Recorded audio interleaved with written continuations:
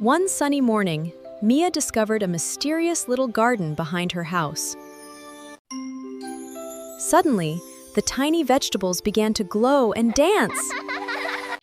A big orange carrot popped out and said, "Hello, Mia." Then a bright red tomato showed Mia how vegetables grow. Mia learned that carrots grow underground, while tomatoes grow on vines.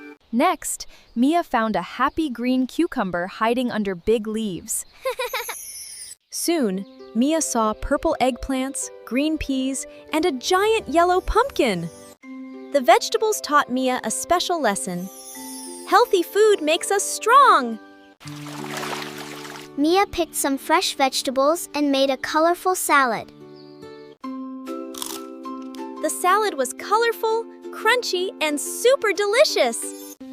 Mia thanked her magical vegetable friends and promised to care for the garden. From that day on, Mia loved growing and eating healthy vegetables.